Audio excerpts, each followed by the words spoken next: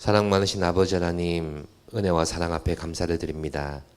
저희들 늘 주님 앞에서 한결같이 못한 믿음과 또한 그러한 삶으로 살아드리지만 주님 그러한 저희들을 용납하시고 받아주시고 또한 용서하여 주셔서 하나님의 흠없는 자녀로 이 땅을 살아가게 하시니 감사드립니다. 늘 믿음 가운데 거하기를 간절히 사모하며 하나님의 은혜를 공급받고 은혜가 은혜인 줄 아는 하나님의 자녀로 살아가게 하여 주시옵소서. 특별히 가을 새벽 기도회로 함께 모이고 있습니다. 시간마다 은혜를 더하여 주셔서 우리의 기도가 회복되게 하여 주시고 또한 심령이 가난하여 천국을 소망하며 천국을 경험하며 살아가는 주의 백성들이 다 되게 하여 주시옵소서. 여러 가지 상황으로 또한 육신의 피곤함으로 나오지 못하는 지체들 사모하는 마음을 주셔서 기도의 자리로 반가운 마음으로 기대하는 마음으로 소망하는 마음으로 다 함께 달려나와 주님께 우리의 마음의 소원을 아뢰는 귀한 시간 되게 하여 주시옵소서. 삶 속에 각자의 지경 속에 흩어져 살아가는 우리 모든 성도들 주님 지켜주시옵고 또한 이 좋은 계절 가을을 맞이하면서 하나님을 향한 경건의 생활을 회복할 수 있도록 주여 크신 은혜를 베풀어 주시옵소서. 삶 속에서 말씀을 가까이 할 수 있게 하여 주시고 그 말씀을 주하로 묵상하며 하나님께서 들려주시는 또한 인도하시는 주의 길을 믿음으로 따라갈 수 있는 말씀의 사람들이 다 되게 하여 주시옵소서. 또한 하나님 앞에 기도로 나아가는 성도들이 되기를 원합니다. 삶 속에 많은 기도의 제목들이 있지만 하나님께서 깨닫게 하시고 부르짖게 하시는 성령의 그 간구를 우리가 듣게 하여 주시고 또한 그 성령의 간구로 말미암아 애통함으로 기도할 수 있는 모든 성도들이 되게 하여 주시옵소서. 이 시간 함께하지 못하는 성도들까지 기억하여 주셔서 그들이 이 예배의 자리를 사모하게 하여 주옵시고 함께 나와 한 사람의 예배자로 하나님이 기쁘시게 하여 드리는 모든 사람들이 성도들이 되게 하여 주시옵소서. 저희들 요리문답 또한 배우는 가운데 있습니다. 전하시는 목사님께 지혜와 명철을 더하여 주시고 또한 가르침을 받는 저희들은 깨달아 아는 지혜가 있게 하시고 또한 삶으로 주님을 더욱더 가까이 알아가는 기쁨이 있게 하여 주시옵소서. 감사드리며 예수님의 이름으로 기도드립니다. 아멘.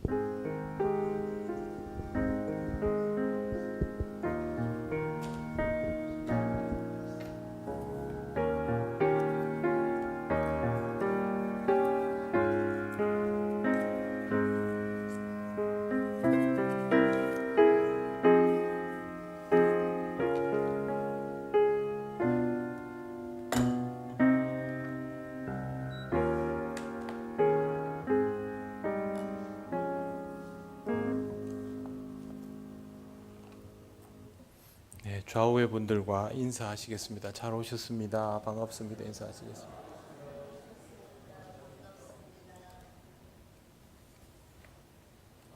기도드리겠습니다. 하나님 아버지 은혜를 감사합니다. 이 시간을 통해서 우리가 주의 말씀을 조금 더 배우길 원합니다. 신앙의 기초가 든든히 쌓이는 시간이 될 수 있도록 인도하여 주시옵소서. 예수님 이름으로 기도드립니다. 아멘.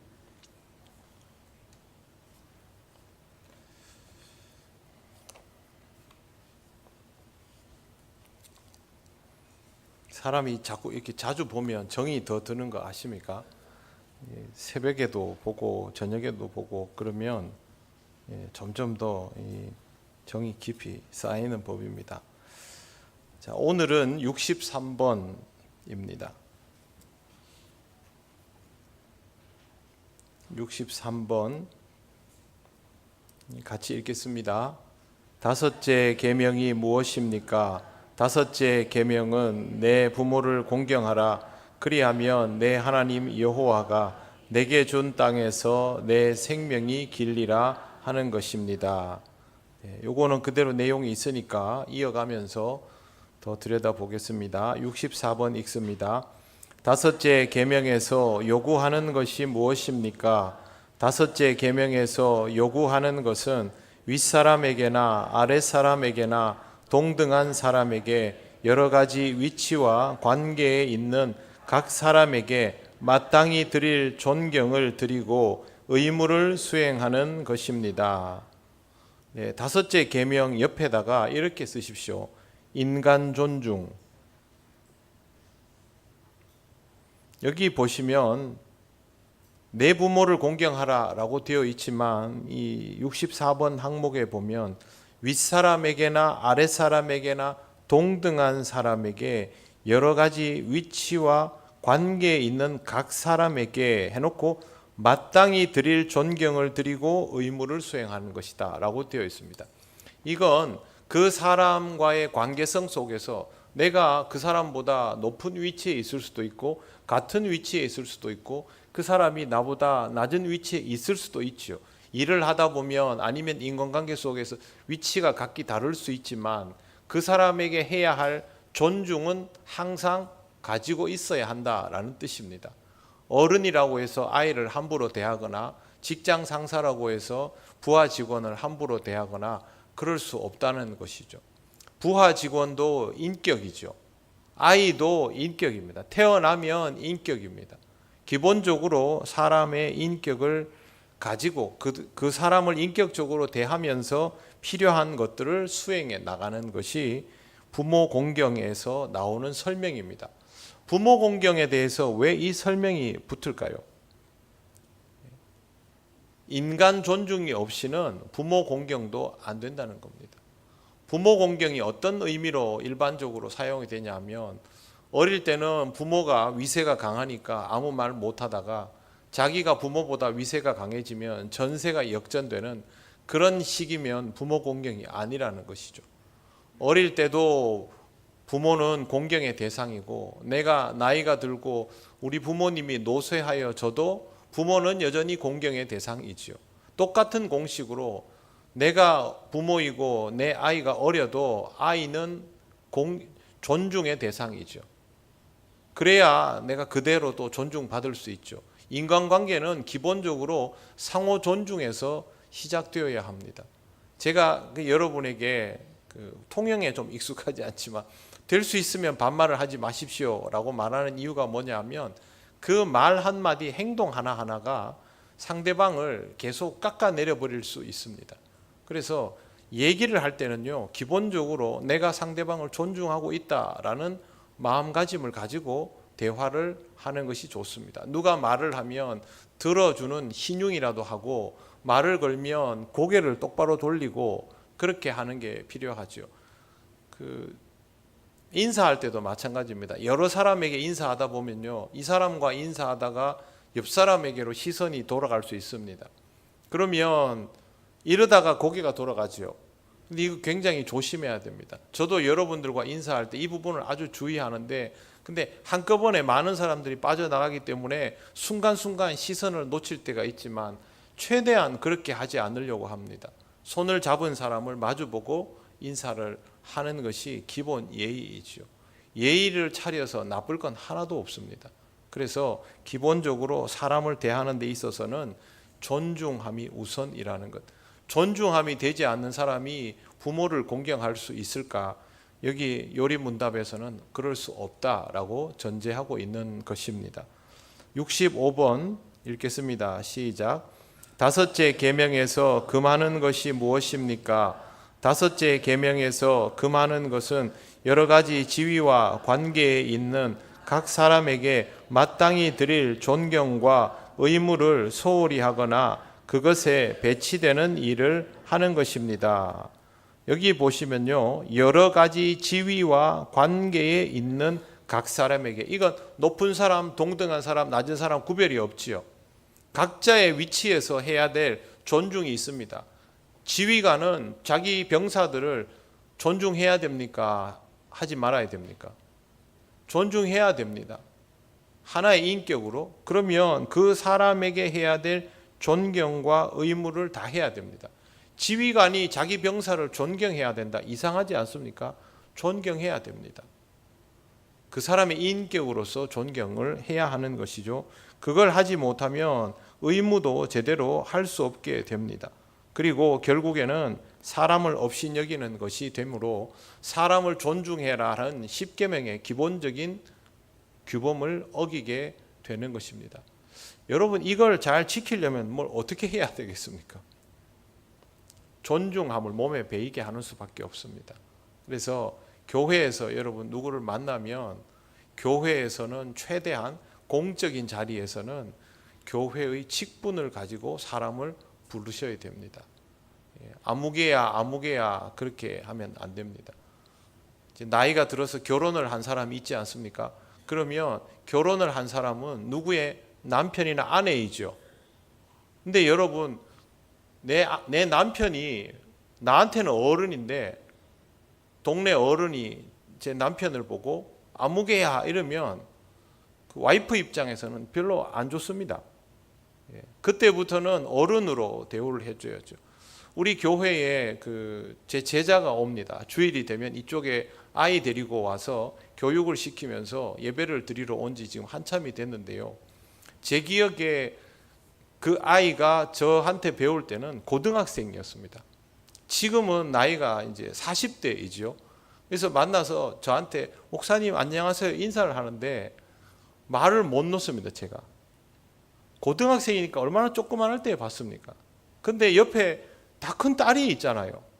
거기다 대놓고 제가 빛나야 이럴 수가 없죠. 그래서 지금은 빛나씨 혹은 집사님 이렇게 부릅니다. 엄연히 나이가 적지 않은 어른이지 않습니까? 그리고 다른 사람의 부모이기도 하죠.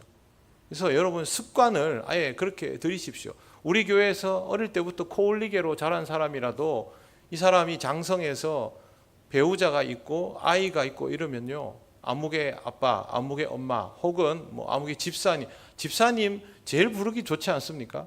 그렇게 습관을 들여야 됩니다.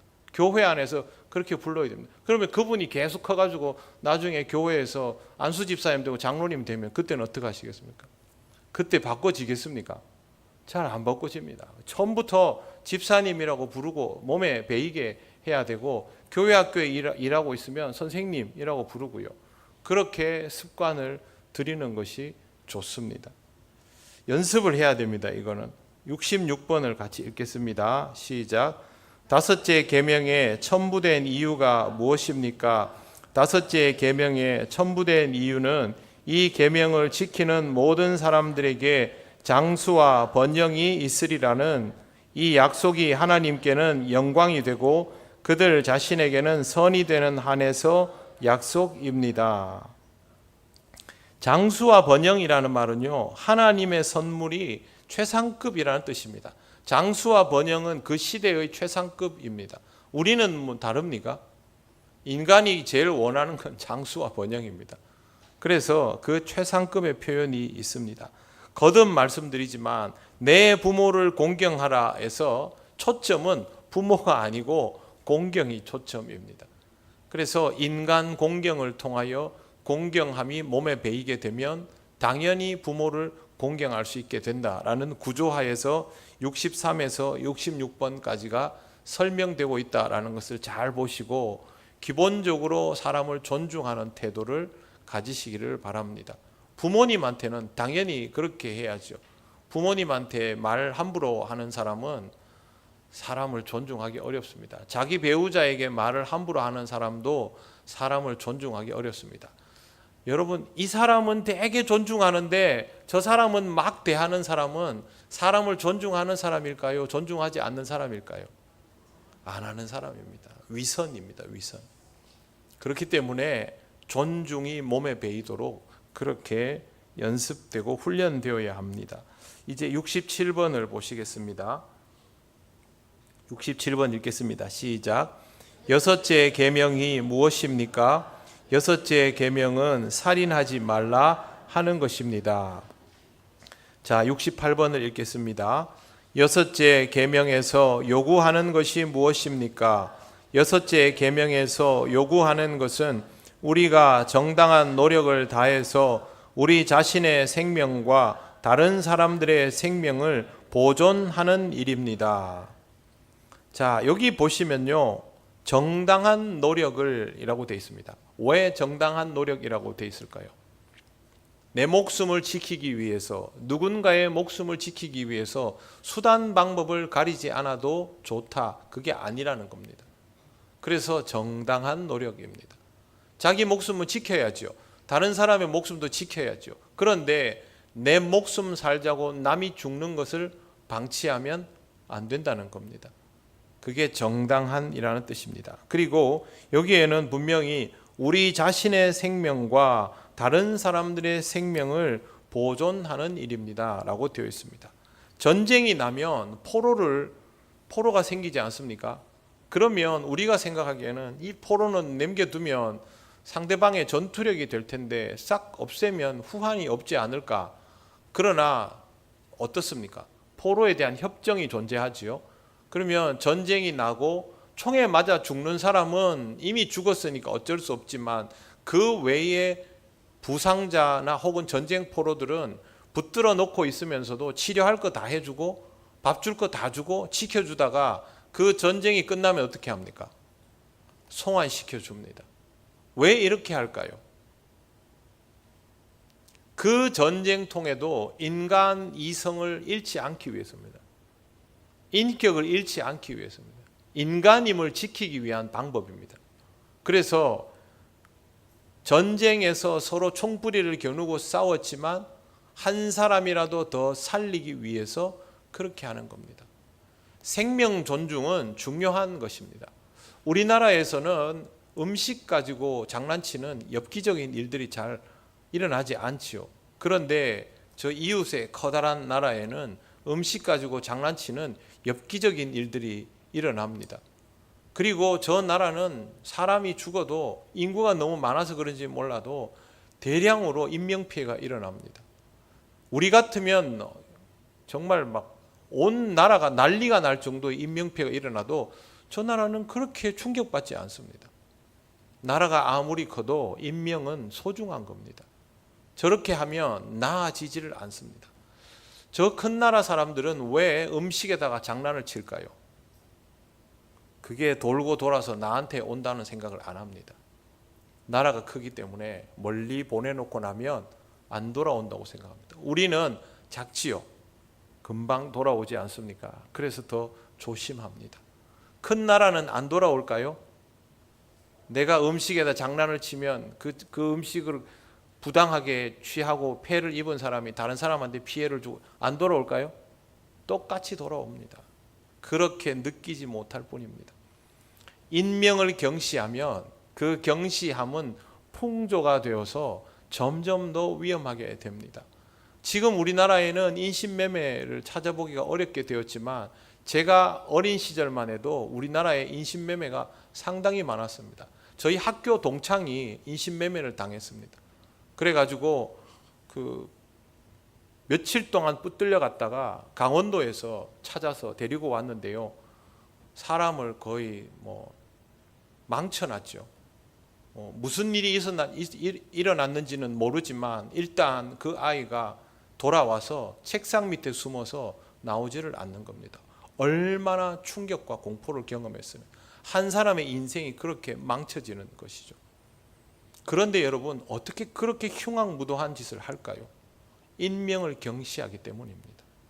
기본적으로 사람의 목숨을 소중하게 여기는 태도가 없으면 어디서든 어떤 방식으로든 계속 그런 일들이 일어납니다. 지금 보면 묻지마 살인이나 묻지마 폭행이 일어나는 일들이 발생하고 있지 않습니까? 그게 다 인명경시 풍조입니다. 인간 사회에서 인간의 생명, 인간의 존엄보다 귀한 가치는 없는데 자꾸만 다른 가치들이 더 중요해지고 인간의 그 존엄이 가벼워지다 보니 결국에는 이런 일들도 자꾸 생겨나게 되는 것입니다. 이런 걸 보면서 위험하다고 사형제도를 부활시켜야 된다라고 하면 악순환하는 겁니다.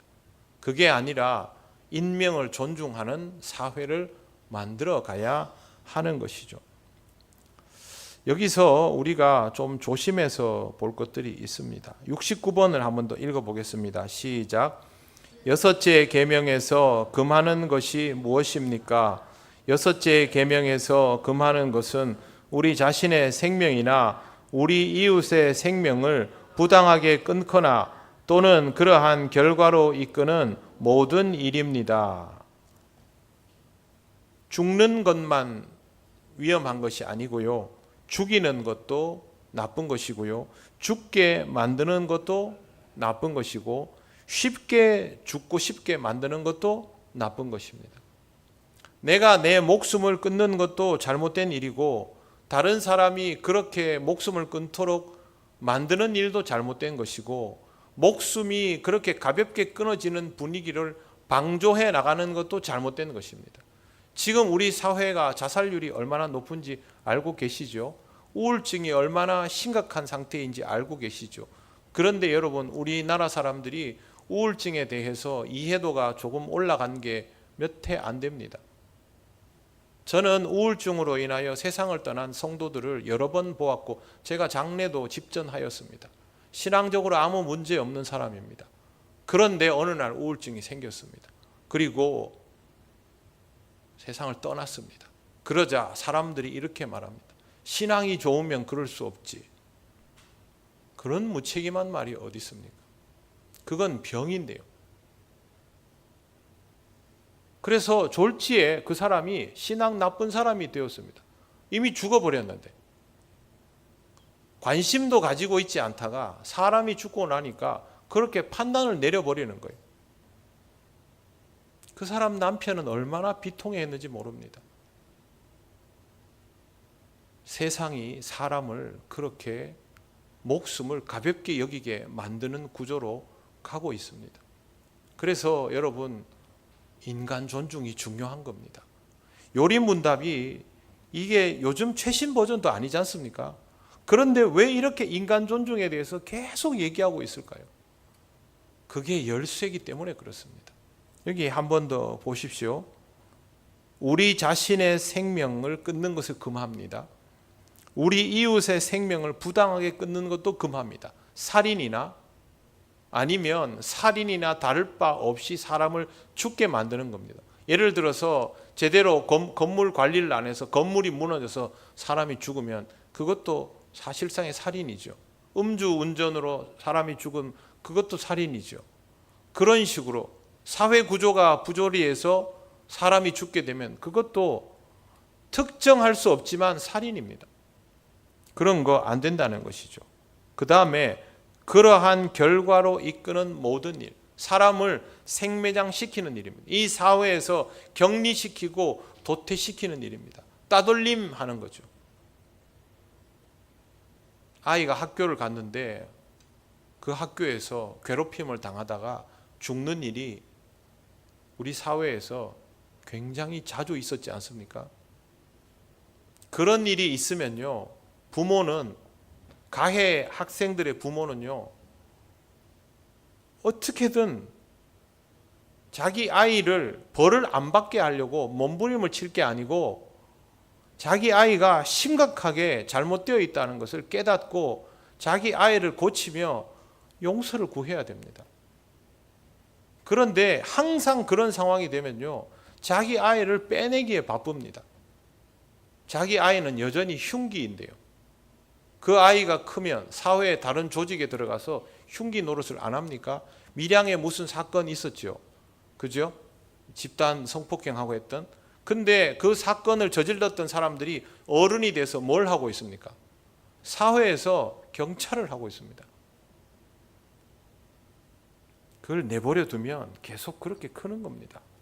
공부만 잘하고 좋은 학교 나오고 출세하고 성공, 그게 중요한 게 아닙니다. 인간은 자기가 인간인 것을 알아야 하고, 그리고 그 인간성을 가지고 다른 사람을 인간으로 볼 수 있어야만 인간다운 사회를 구현할 수 있습니다. 지금 대한민국을 다 칭송합니다. K문화, K만 들어가면 다 좋은 거라 합니다. 그런데 그렇게 우리를 칭송하는 전 세계인들이 우리 사회를 병들었다고 말합니다. 정신적으로는 치유가 안 되는 심각한 병에 걸려 있다라고 진단을 합니다. 이런 제가 지금 말씀드린 이런 일들이 아직도 여전히 해소되지 않는 것이죠. 성공주의, 결과주의, 목적지향주의, 황금만능주의, 좋지 않습니다. 자녀를 양육할 때도 항상 기본적으로 인간 존중을 먼저 염두에 두고 양육할 수 있도록 해야 합니다. 부모를 공경하라, 살인하지 말라, 다 똑같은 내용입니다. 인간을 존중하는 사람은 누구를 대하든 인격적으로 대할 수 있습니다. 예수님께서 사람을 대하는 방식들을 잘 떠올려 보십시오. 누구나 존중하셨습니다. 그것이 사랑의 출발점이라는 것을 우리는 꼭 기억해야 합니다. 자, 이제 70번 보시겠습니다. 70번 시작. 일곱째 계명이 무엇입니까? 일곱째 계명은 간음하지 말라 하는 것입니다. 71번 읽겠습니다. 시작. 일곱째 계명에서 요구하는 것이 무엇입니까? 일곱째 계명에서 요구하는 것은 마음과 말과 행위에 있어서 우리 자신과 우리 이웃의 정절을 보존하는 일입니다. 두 가지를 봐야 됩니다. 이 부분은 마음과 말과 행위에 다 포함되는 부분입니다. 행위만이 아닙니다.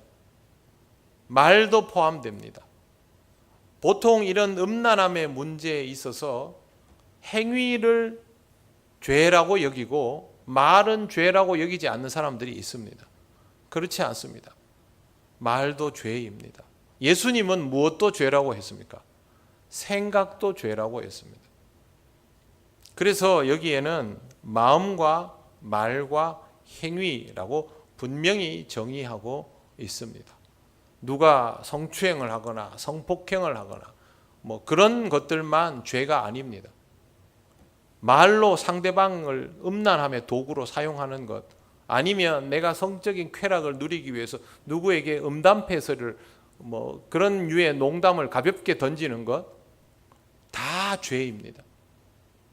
뜻밖에도 신앙이 좋다 하는 사람들 중에도 이런 습성을 가지고 있는 사람들이 있습니다. 그 사람은 신앙이 좋은 게 아닙니다. 신앙이 좋으면 그럴 수 없습니다. 그리고 그런 생각을 품는 것도 죄입니다. 그런데 인간은 욕구를 가지고 있지 않습니까? 이 문제를 어떻게 풀면 좋을까요? 자, 여기에 물음을 가지고요. 그 다음에 두 번째 포인트는 뭐냐 하면 정절을 보존하는데, 누구의 정절을 보존하면요? 우리 자신과 우리 이웃의 정절입니다. 서로의 정절을 보존하는 것입니다. 음란함의 죄는 나도 망치고 상대방도 망치는 겁니다. 실제로 크리스천들 사이에서 이런 문제가 일어났을 때를 보면 한 사람만 망쳐지는 게 아닙니다. 모두를 다 망칩니다. 교회를 망칩니다. 그렇기 때문에 이 부분은 결코 가볍게 볼 수 없는 것이죠. 관계성도 깨고 나도 깨고 상대방도 깨고. 그래서 이 부분은 아주 엄격하게 볼 필요가 있습니다. 자, 72번 읽겠습니다. 시작. 일곱째 계명에서 금하는 것이 무엇입니까? 일곱째 계명에서 금하는 것은 모든 정숙하지 못한 생각과 말과 행동입니다. 정숙하지 못한 생각과 말과 행동은 무엇을 의미할까요? 좀 전에 말씀을 드렸는데요. 인간은 이 부분에 대하여 욕구를 가집니까? 가지지 않습니까? 가집니다. 가지는 게 정상이고 하나님이 그렇게 가지도록 만들었습니다. 그런데 이 욕구를 조절할 수 있는 방법이 뭘까요? 금욕적으로? 그럼 거세를 해야 되잖아요. 그게 제일 낫지 않아요? 중성화, 강아지들 중성화 수술하듯이 그렇게 하면 제일 낫지 않아요? 그런데 하나님은 우리를 그렇게 만들지 않았습니다. 인간이 이 욕구로부터 자유로울 수 있는 방법은요, 관계성입니다. 여러분, 가족끼리 모이면 이성이라고 해서 욕구를 막 느끼고 이럽니까? 가족의 유대가 강해질수록 이런 욕구들은 상쇄됩니다. 이웃과 친구들이 오랫동안 같이 서로 알고 지내면서 그런 유대가 강해지면 동시에 이 욕구도 상실됩니다. 교회 공동체는 어떻습니까? 우리가 교회에서 이런 부분들에 대해서 심각하게 고민합니까? 안 하지 않습니까? 제가 교회에서 청년부 수련회를 가면요, 그때 옛날이니까 이제 그 어른들이 엄청 신경 쓸 거 아닙니까? 청년들 남자 여자 이렇게 있으면 반드시 이렇게 방을 나눠서 따로 재우고, 근데 청년들이 밤에 뭐 마지막 날 막 철야기도 하고 뭐 그다음 게임 하죠. 게임하고 간식 먹다가 막 널브러져 잡니다. 제가 새벽 2시, 3시까지 버티다가 저도 거기서 꼬꾸라져 자다가 놀래가 깨보면요, 그냥 막 누워 자고 있습니다. 큰일 날 것 같잖아요. 근데 제가 청년부 사역을 8년 하는 동안 그런 일은 일어나지 않았습니다. 만약에 세상에서 일반적인 공동체였으면 그 피 끓는 청춘들이 그렇게 모여가지고 자면서 뭐 이리 뒹굴 저리 뒹굴 구불다 보면 별일이 다 생길 수 있죠. 그런데 그러지 않았습니다. 같이 모여서 신앙생활하고 같이 기도하고 봉사하고 사역하는 형제 자매들 같거든요. 물론 그 중에서 서로 눈이 맞아가지고 연애하고 결혼하는 사람들도 굉장히 많이 나왔지만 그건 그때 서로 사랑하는 개인적인 일이고 공적인 상황에서는 그러지 않습니다. 자기들 스스로 다 조절합니다. 그런데 이걸 왜 어른이 못합니까? 그럴 마음이 없다는 것이죠. 여러분, 이 음란함의 문제는요, 욕구를 억제하는 것으로 해결되지 않고 관계성으로 보면 됩니다. 이성을 보면서 욕구를 가질 수 있습니다. 그런데 그 이성이 예를 들면 내 딸 친구다, 어릴 때부터 보던 그런 그 욕구는 상쇄됩니다. 자식 같기 때문에. 그래서 가까이 있는 사람들 보면서 내 자식 같고 내 형제 같고 이렇게 되면 이게 훨씬 상쇄됩니다. 하나님 나라의 관계성은요, 인간 사회에서 가지는 유대감을 능가합니다. 그렇기 때문에 우리가 교회에서 정말 신앙적으로 살아가면 이 부분들이 생각보다 쉽게 극복되는 것을 깨달을 수 있습니다. 반대로 내가 신앙생활을 열심히 한다고 하는데 교회 안에서 이런 감정들이 막 자란다. 교인들끼리 서로를 보면서 나도 모르게 누구를 보면서 이런 감정이 느껴진다. 그건 아직도 내가 신앙 안에서 형제 자매들을 신앙으로 못 본다는 뜻입니다. 관계성과 인간 존중이라는 이 부분을 유념해서 보시기 바랍니다. 여러분 지금 교회에서 서로 이렇게 보고 지내는데 뭐 그런 생각도 하지 않지 않습니까? 제가 지금 굳이 얘기를 하니까 지금 그러는 것이죠. 항상 이 부분을 금욕적으로 생각하지 마십시오. 그게 아니라 관계성입니다. 상대방에 대한 존중입니다. 상대방은 신앙에서 인간은 도구가 아닙니다. 인간은 인격체 그대로이죠. 생명이죠. 그래서 교회 안에서 교회 밖에서 누군가를 대할 때 인격으로 생명으로 대하는 것을 우선하시기 바랍니다. 어린 아이든지 나이가 들었든지 뭐 그 사람이 똑똑하든지 아니든지 항상 사람은 인격적으로 대하는 것이 우선한다라는 것을 꼭 기억하시기를 바랍니다. 자, 8째 계명 보시겠습니다. 73번 읽겠습니다. 시작. 8째 계명이 무엇입니까? 8째 계명은 도둑질하지 말라 하는 것입니다. 74번 읽겠습니다. 8째 계명에서 요구하는 것이 무엇입니까? 8째 계명에서 요구하는 것은 우리 자신과 남들의 재산과 신분을 정당하게 얻고 또 증진시키는 일입니다. 여기 보시면요, 우리 자신과 남들의 재산과 그리고 신분에 줄을 거십시오. 신분이라는 표현이 있습니다. 이걸 정당하게 얻고 증진시키는 겁니다.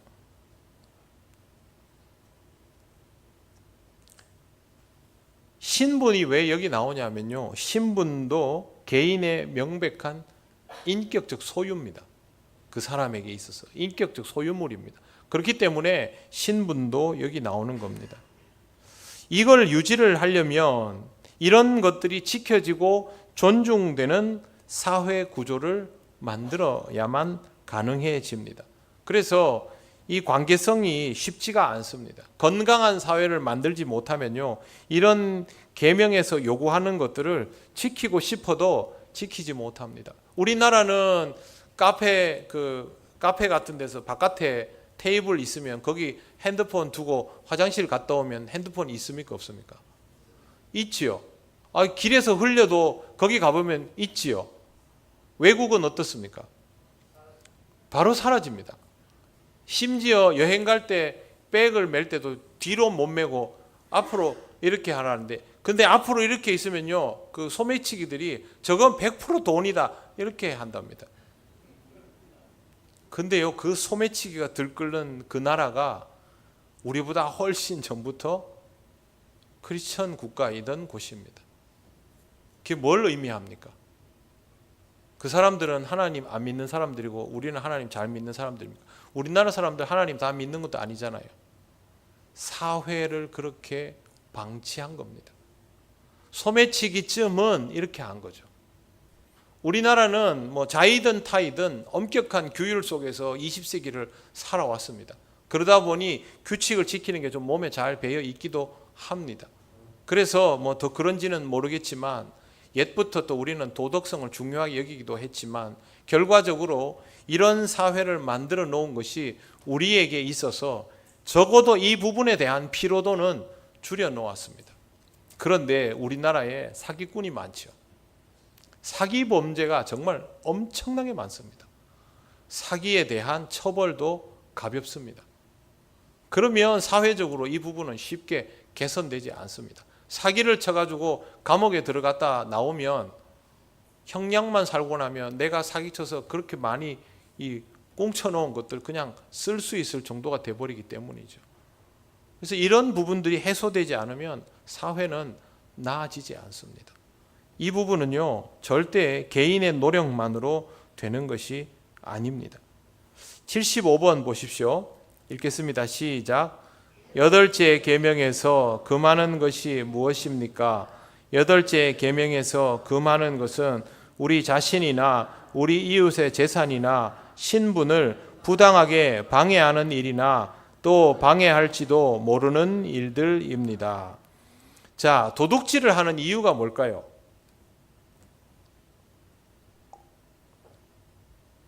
도둑질의 원인 뭡니까? 탐심이죠, 탐심. 탐심은 어디에서 나옵니까? 욕심이 생기는 이유는요? 풍족하면 욕심 생깁니까? 어떨 때 욕심 생깁니까? 부족하다고 느낄 때 생깁니다. 그래서 욕심은 결핍에서 나옵니다. 실제로 결핍한 거 아닌가가 중요한 게 아니고 결핍의식에서 욕심이 나옵니다. 인간이 선악을 알게 하는 나무의 과실을 탐낸 이유는 내가 하나님보다 부족하잖아요. 그것 때문입니다. 그래서 사탄이 뭐라 그럽니까? 이거 먹으면 내 눈이 밝아져서 하나님과 같이 되라. 그건 넘어가는 겁니다. 우리가 성경을 이렇게 읽어도요, 누가 우리한테 와가지고 이거 먹으면 하나님처럼 할 수 있다, 혹은 그렇게 말하지 않고 슈퍼맨처럼 하늘을 날 수도 있고 뭐도 할 수 있고 이러면 안 먹을까요? 여러분, 갑자기 누가 와서 내가 100억을 줄게, 이유는 묻지 말고 일단 받아라, 안 받을까요? 받지 않습니까? 왜 받습니까? 없지 않습니까? 탐심은 결핍에서부터 나옵니다. 그런데 이 탐심을 금욕으로 해결하려고 하면 해결되지 않습니다. 결핍을 해결해야 됩니다. 그리고 이 결핍은 다른 걸로 해결되지 않습니다. 하나님의 충만한 은혜로 해결됩니다. 신앙생활을 하는 이유는요, 이 결핍으로부터 해방되기 위함입니다. 당연히 돈 필요하죠. 돈 좋지요. 그런데 그것 때문에 사람이 미치지는 않죠. 우리는, 세상은 어떻습니까? 돈이면 다 된다고 확신하는 사람들로 가득하지 않습니까? 우리도 돈 필요합니다. 그러나 그것으로 모든 것을 해소하려 들지는 않습니다. 그리고 그 돈조차도 우리는 누가 주신 것임을 믿습니까? 하나님이 주신 것임을 믿지 않습니까? 그러니 내가 이 부분에 대하여 필요를 느끼면서도 탐심으로 자라나지는 않는 겁니다. 탐심으로 자라나는 순간 그걸 채우기 위한 수단을 간구하게 되어 있고, 그것을 채우기 위해서 정당함과 부당함의 경계를 뛰어넘을 수 있습니다. 그래서 크리스천임에도 불구하고 불법적으로 재산을 증축하고 비리를 저지르고 그런 사람들이 발생하는 겁니다. 탐심은 거기에서부터입니다. 그래서 여기 보시면요, 이렇게 돼 있어요. 한 번 더 그 답을 한번 75번 답을 한번 읽어보겠습니다. 시작. 여덟째 계명에서 금하는 것은 우리 자신이나 우리 이웃의 재산이나 신분을 부당하게 방해하는 일이나, 그 다음 보십시오. 또는 방해할지도 모르는 일. 방해할지도 모르는 일은 뭡니까? 자신도 모르게 그렇게 해버리는 일들입니다. 나는 내 것을 취하려고 했는데 결과적으로 그게 남의 것을 빼앗는 게 되는 것이죠. 그런데 그게 그 사람에 있어서 마지막 생존 수단이면 어떻게 됩니까? 부자가 백화점을 짓겠다고 판자촌에 있는 집들을 싹 정리하는데, 그런데 여기에 정리되는 사람들은 더 이상 갈 곳이 없으면 어떻게 됩니까? 그럼 그 사람을 죽음으로 내모르게 되는 거죠. 부자는 그 사람을 죽음으로 내몰 마음은 조금도 없죠. 그냥 내가 가지고 있는 돈을 가지고 땅을 사서 건물을 올려서 더 많은 수익을 올리고 싶은 생각밖에 없지요. 그런데 결과적으로 내가 그렇게 해서 한 가정이 거리로 쫓겨나앉고 오갈 데 없는 가족들이 뿔뿔이 흩어지게 되고 그렇게 되는 겁니다. 옛날에 이런 일들이 많이 일어났습니다. 이게 바로 방해할지도 모르는 일입니다. 가난한 사람만 남의 것을 훔치는 게 아닙니다. 부자는 더 용감하게 남의 것을 훔칩니다. 왜? 훔치는 것은 탐심에서 비롯되고 그 탐심은 결핍에서부터 비롯되기 때문에 우리는 이 결핍의 문제를 해소하지 않고서는 이 계명으로부터 자유로울 수가 없습니다. 항상 여러분 결핍에 대하여 잘 묵상을 하시기를 바랍니다.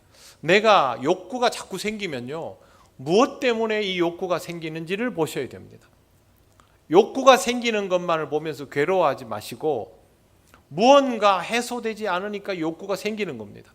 그런데 그 해소는 하나님이 아니면 되지 않습니다. 아이스크림 먹으면 시원합니까?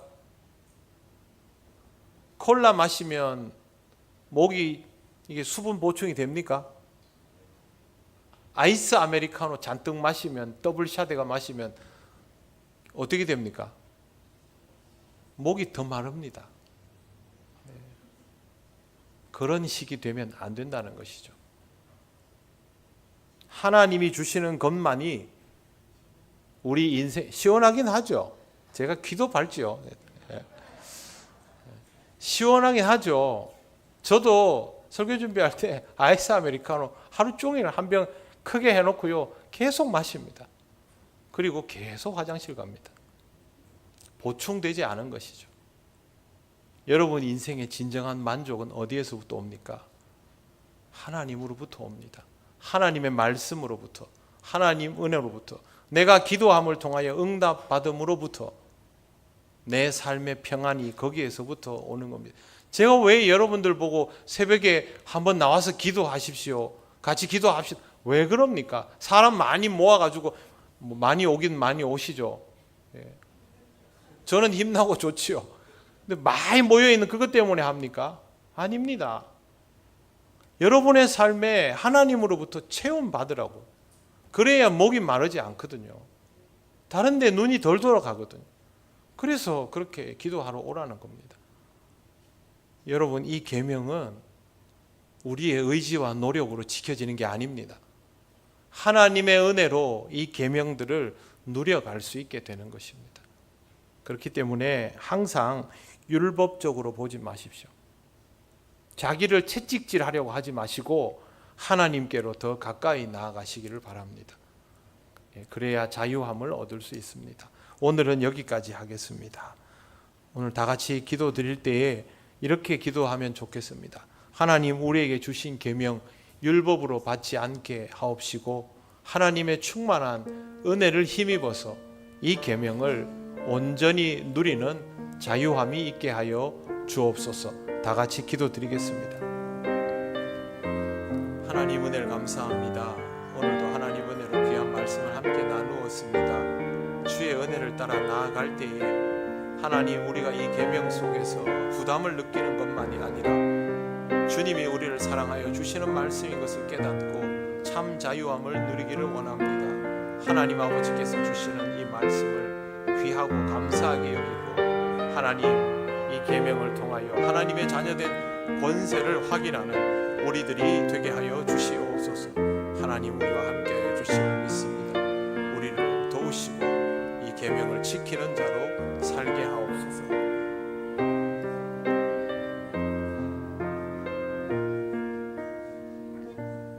하나님 아버지, 은혜를 감사합니다. 진리가 너희를 자유케 하리라는 그 말씀처럼 계명이 우리를 자유케 하는 것임을 믿습니다. 부담으로 받아들이지 않게 하시고 자녀됨의 권세로 깨닫게 하시고 이 계명을 누릴 수 있는 은혜의 삶이 되게 하옵소서. 예수님 이름으로 기도드립니다. 아멘.